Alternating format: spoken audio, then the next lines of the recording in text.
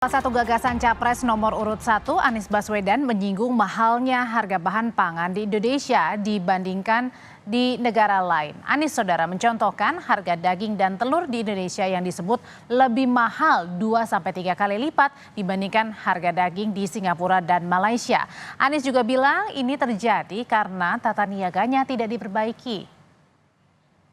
Kalau kita lihat harga daging di Indonesia dengan harga daging di Singapura, dengan harga daging di Malaysia, maka di kita bisa 2-3 kali lipat lebih mahal.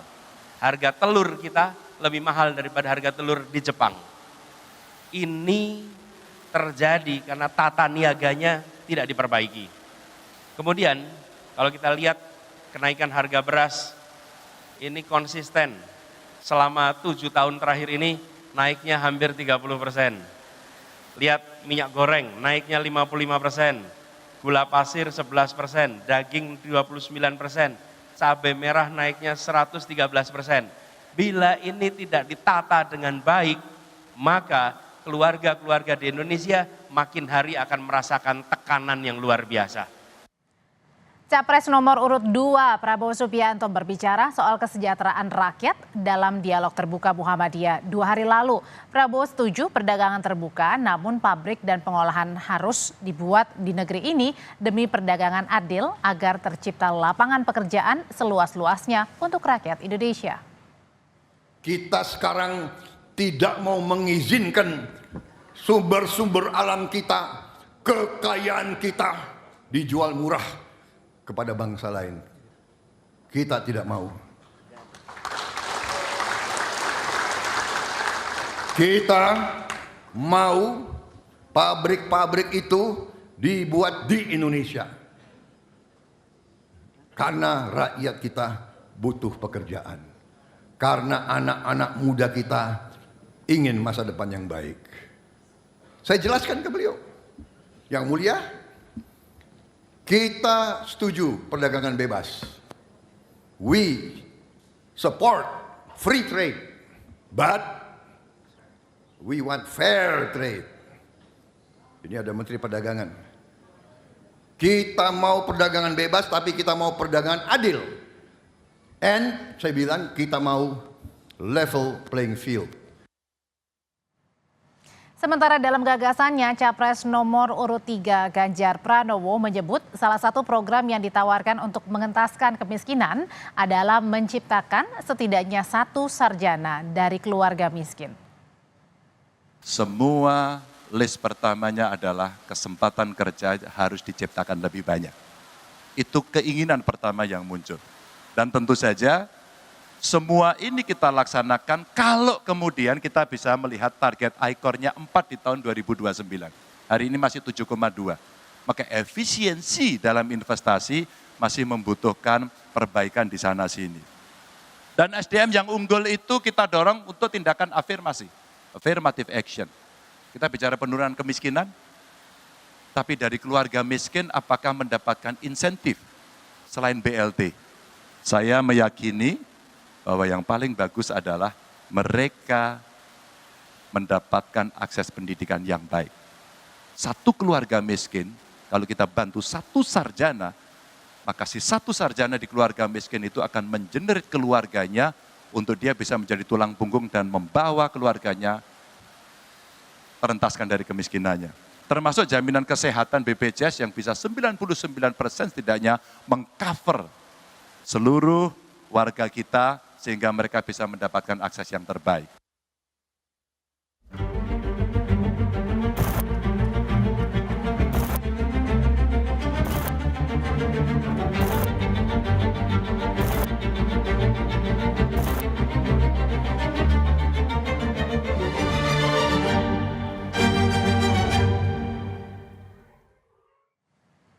KPU saudara mulai menjadwalkan kampanye Pilpres 2024 mulai 28 November 2023 sampai 10 Februari 2024. Ketiga capres-cawapres tak hanya adu kuat soal gagasan, tapi juga menyiapkan strategi untuk menarik simpati. Kita kupas sore ini bersama dengan jubir TKN Prabowo Gibran, ada Wihadi Wianto, ada juga Pipin Sofian sebagai jubir Timnas Anies Muhaimin, dan Deddy Sitorus, Direktur Komunikasi Politik sekaligus jubir TPN Ganjar Mahfud. Selamat sore semuanya Bapak-bapak. Selamat sore. Assalamualaikum. Oke, yang pertama nih ada dua nih yang akan mulai kampanye dari Jakarta, ada pasangan Anies Muhaimin dan juga Prabowo Gibran. Saya mau ke Kang Pipin dulu. Kenapa mulainya dari Jakarta, Kang Pipin? Ya, karena beliau mulai dari Gubernur DKI Jakarta. Jadi saya kira ini basis pemenangan ya, basis suara Pak Anies Baswedan.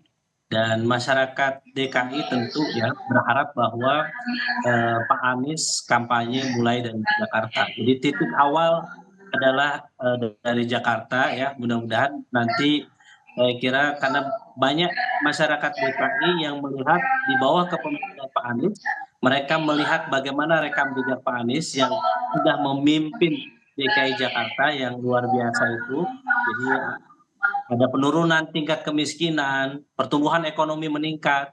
Saya kira itulah kenapa Jakarta menjadi salah satu basis. Oke, kalau Tentu dari Jakarta nanti kita akan ke Jawa Tengah, Jawa Timur, dan juga ke Sumatera, Sulawesi, dan insya Allah semua wilayah akan kita kunjungi, kita akan dengarkan aspirasi mereka, dan kita akan sampaikan visi misi program unggulan yang akan dibawa oleh Pak Anies Baswedan dan Gus Muhaimin. Oke, ada juga yang sama nih, Pak Prabowo juga akan mulai dengan Mas Gibran juga akan mulai dari Jakarta. Kenapa nih kalau di Prabowo Gibran ini juga mulainya dari Jakarta, Pak Wiyadi? Ya, selama ini kan kita selalu hidup di luar Jakarta.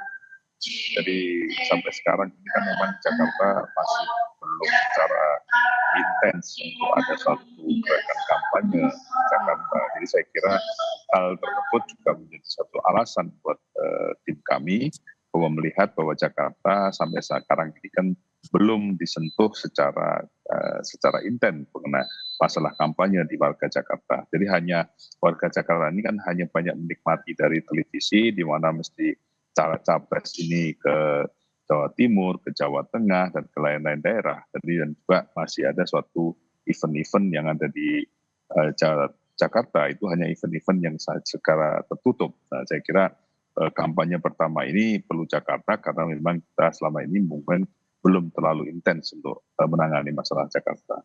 Oke, kalau dua pasangan capres-cawapres mulainya dari Jakarta berbeda dengan pasangan nomor urut 3 nih, Bang Deddy. Di timur kata Pak Ganjar, kenapa di timur dan tepatnya di timur mananya nih, bagian mananya? Masih di mute Bang Deddy? Sudah kedengaran? Aman. Ya, kalau Pak Ganjar dan Pak Mahfud MD akan memulai dari dua tempat yang berbeda. Pak Ganjar akan memulai dari Papua, di ujung timur sana. Oke. Dan Pak Mahfud akan memulai dari ujung barat, dari Aceh. Jadi kita berangkat dari dari daerah-daerah paling ujung dari negara kita, daerah-daerah yang memang memerlukan lebih banyak perhatian, lebih banyak keadilan, dan juga ini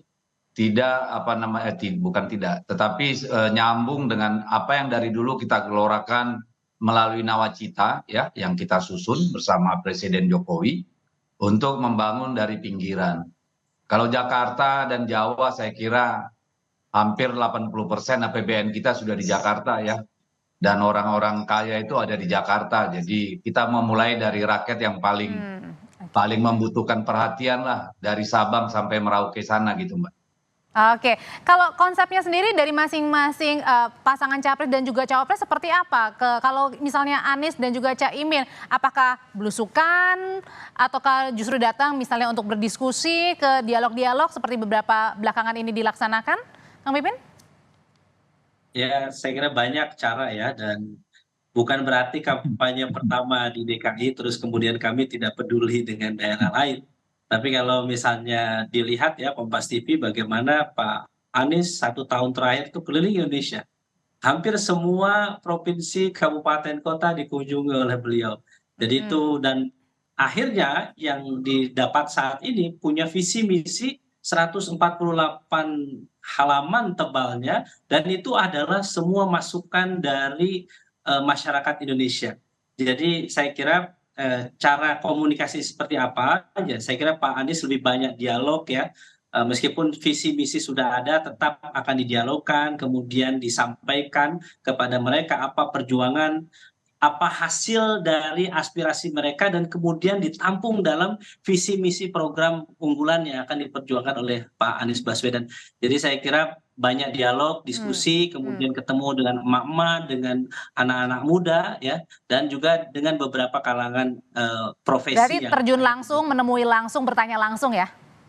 Betul, betul, betul. Itulah yang dilakukan oleh Pak Anies. Beliau sebagai calon presiden yang kupingnya betul-betul lebih banyak mendengar, dan kemudian beliau ungkapkan sehingga frekuensi antara yang beliau sampaikan Oke. dengan aspirasi masyarakat itu sama. Kalau tadi biasanya beliau menyampaikan tentang harga sembako yang mahal, itulah yang dirasakan oleh masyarakat. Masyarakat mempersoalkan kenapa 7 tahun terakhir ini harga-harga semakin meningkat. Baik. Pertanyaannya, ketika harga-harga semakin meningkat, apakah itu mau dilanjutkan atau mau dirubah? Kalau mau Oke. dirubah, maka ada koalisi perubahan untuk persatuan, capresnya adalah Pak Anies Muhaimin.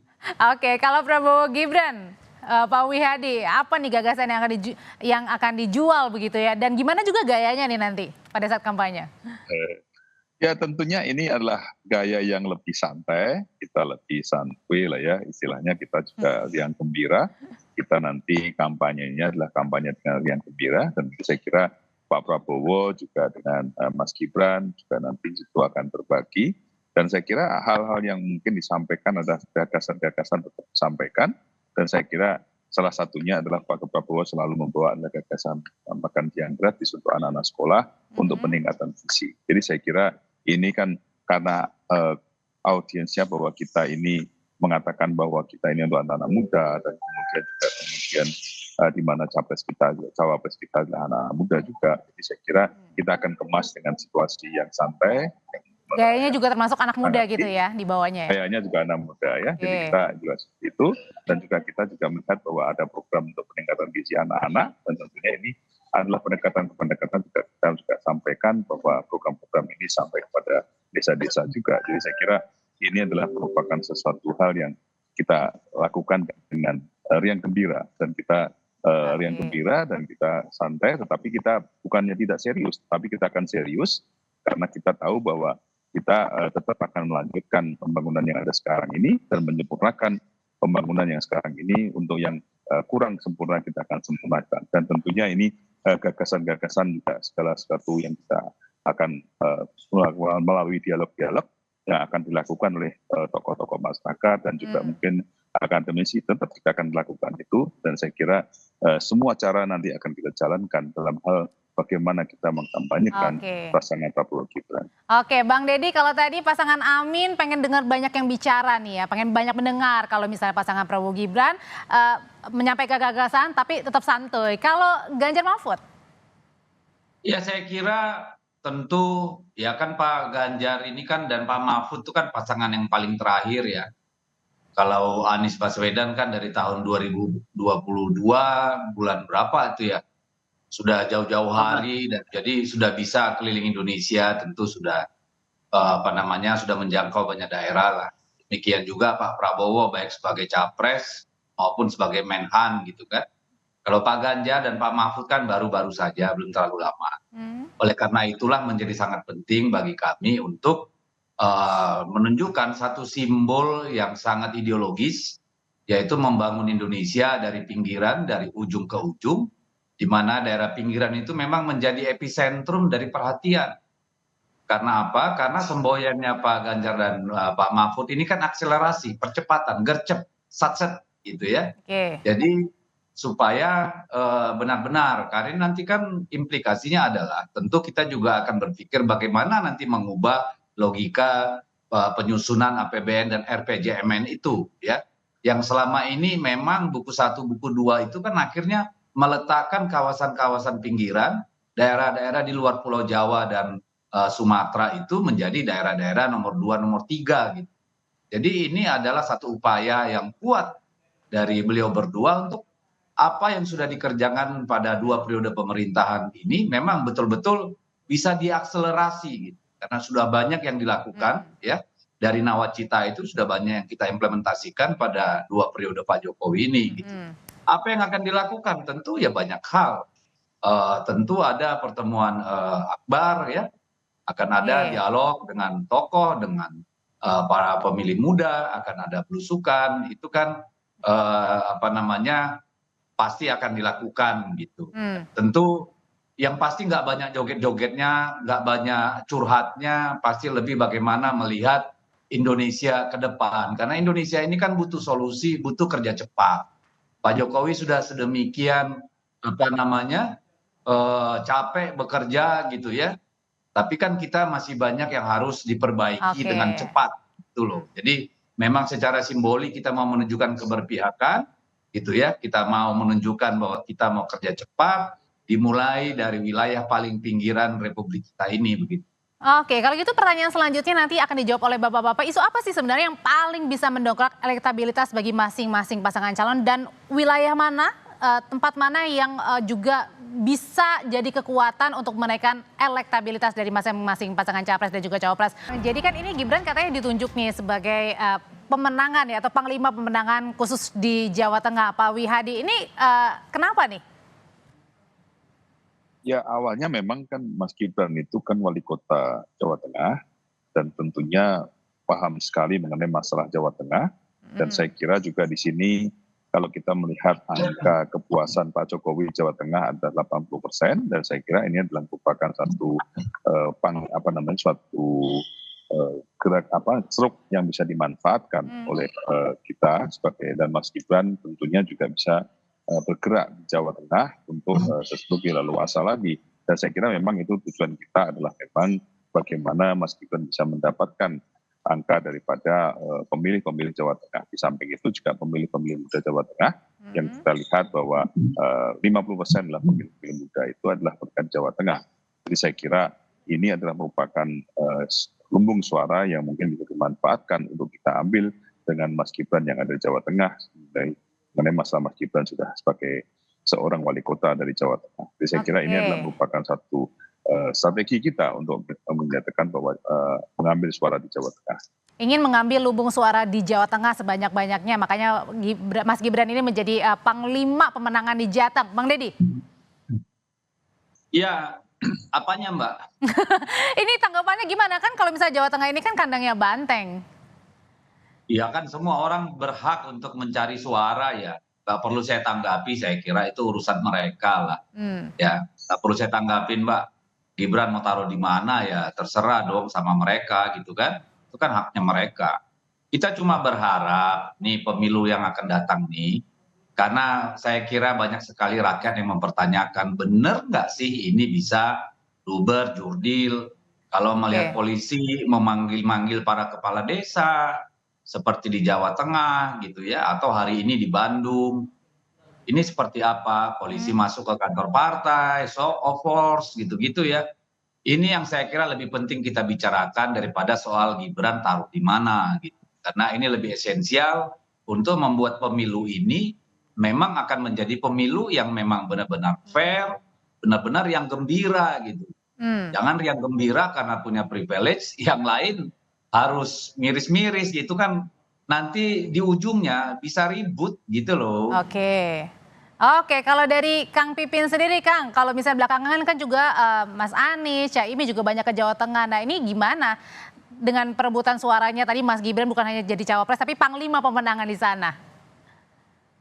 Ya kami menghormati itu ya. Saya setuju dengan Bang Deddy ya bahwa kita setuju kampanye yang gembira. Tetapi jangan sampai itu hanya di depan, tetapi di belakang ada intimidasi, ada keterpaksaan dan yang lainnya. Kami concern saat ini ya bagaimana Pak Anies meyakinkan ke semua wilayah bahwa yang dibutuhkan adalah pemerataan, ya pembangunan yang merata, pusat-pusat pertumbuhan ekonomi yang merata di berbagai tempat, ya bagaimana harga-harga bisa stabil dan kemudian makanya tadi Pak Anies sebetulnya hadir di acara kick off kampanye gagasannya PKS yang mengusung kalau PKS menang maka Jakarta tetap ibu kota. Jadi meskipun beliau memandang bahwa ya sebagai presiden, beliau mengatakan harus taat dengan undang-undang. Tetapi beliau melihat bahwa memang IKN ini bukan satu-satunya solusi. Jadi kalau ingin pemerataan pembangunan, maka yang harus dilakukan adalah pertumbuhan ekonomi, green economy dibangun di berbagai tempat, salah satunya ada di 14 kota, salah satunya nanti ada di Kalimantan, sehingga nanti pembangunan itu bukan ujuk-ujuk kita membangun IKN, memindahkan kemudian rakyat seluruh Indonesia sejahtera. Jadi concern Pak Anies adalah itu. Jadi kita ingin meyakinkan baik ke Jawa, Sumatera, Kalimantan, Papua dan sebagainya, yang kita bangun adalah bagaimana adil Indonesia, adil makmur untuk semua, bukan untuk golongan tertentu, apalagi hanya untuk keluarga. Baik, masing-masing tadi udah punya strateginya, tapi sebenarnya isu apa sih yang paling ingin bisa mendongkrak gitu ya elektabilitas dari masing-masing calon? Bagaimana juga komitmen untuk pemilu damai, jujur dan juga adil dari Bang Deddy? Singkat saja, ini pertanyaan untuk semuanya, Bang Deddy. Ya kalau supaya mendongkrak pilihan ya pasti kan bagi-bagi susu, bagi beras, bagi macam-macam ya. Itu cara paling mudah gitu. Tetapi bagi saya yang penting kan begini, pemilu ini bukan sekedar pesta demokrasi, bukan sekedar siapa paling banyak duit, siapa paling banyak kuasa, tetapi bagaimana memang pemilih kita, apalagi sekarang tuh 54% pemilih muda. Ini adalah sebuah tikungan peradaban gitu ya. Dari generasi yang sudah tua-tua ini, sekarang hampir 60%-nya adalah usia muda, ini bagi mereka kan, ini kesempatan yang tidak akan datang 2 kali. Tentu diperlukan pemilu yang berkualitas. Ya kemarin efek rame-ramenya di medsos segala macam sudahlah. Sekarang yang paling penting bagaimana memberi kesempatan pada semua pemilih. Ya, di sini juga perlu KPU gitu ya, supaya melakukan sosialisasi gagasan, pengenalan terhadap semua pasangan calon secara adil. Ini yang kita harapkan supaya hasilnya apapun nanti semua legowo gitu. Karena kalau tidak ya banyak energi yang akan terbuang. Karena politik tidak selesai ketika pemilunya juga selesai gitu. Ciptakan pemilu yang berkualitas, Pak Wihadi. Ya, saya sedikit menggarisbawahi apa yang dinamakan mengenai masalah netralitas. Saya kira semuanya kita tahu bahwa kita harus netral. Dan kita sebenarnya ini adalah ketika capres ini semuanya ada di kekuasaan. Jadi saya kira tidak perlu kita melakukan suatu tuduhan pada masalah netralitas. Karena kita sudah tahu bagaimana gerak daripada semua aparat. Jadi saya kira itu adalah salah satu hal yang harus kita garis bawahi. Nah kemudian mengenai masalah strategi kampanye, saya kira strategi kampanye kita tetap perlu bagaimana kita memberikan satu kemajuan kepada pembangunan yang ada sekarang ini dan penyempurnaan daripada pembangunan yang ada sekarang ini. Jadi saya kira kita perlu kesinambungan dalam pembangunan untuk mencapai Indonesia 2045. Jadi ini sinilah kesinambungan ini yang kita lakukan dengan penyempurnaan yang sudah jalankan. Jadi saya kira kita semuanya di sini adalah ingin bahwa pemilu ini adalah netral. Kita sendiri pun juga demikian. Karena bagaimanapun juga kami ini sebagai oposisi 2 kali, kita ini tidak pernah berpikir untuk curang. Jadi saya kira hal yang tersebut ada perlu kita garis bawahi bahwa kita tidak pernah berpikir untuk seperti itu. Highlightnya adalah netralitas. Kang Pipin. Ya, saya kira nanti kampanye yang akan dilakukan oleh kami adalah 2, kampanye rekam jejak dan kampanye gagasan. Jadi setiap kita boleh menjanjikan apapun, tetapi yang akan dilihat oleh publik adalah bagaimana rekam jejak. Saya kira pengalaman Pak Anies Baswedan memimpin DKI Jakarta 5 tahun, full semua janji kampanye terpenuhi, banyak capaian-capaian yang sudah disampaikan, yang sudah terbukti kepemimpinan beliau, yang akan terus menjadi basis untuk menjadi program kampanye gagasannya. Saya kira fokusnya adalah bagaimana membuka lapangan pekerjaan, bagaimana sembako murah, dan bagaimana pembinaan pendidikan itu ditingkatkan kualitasnya. Jadi fokus itu yang akan diperjuangkan oleh Amin selama kampanye nanti. Fokus soal kesehatan dan juga tadi masalah ekonomi. Terima kasih Kang Pipin, Pak Wihadi, terima kasih Bang Deddy, terima kasih. Sehat selalu semuanya Bapak-bapak. Ya, sama-sama. Kita ketemu lagi di lain kesempatan.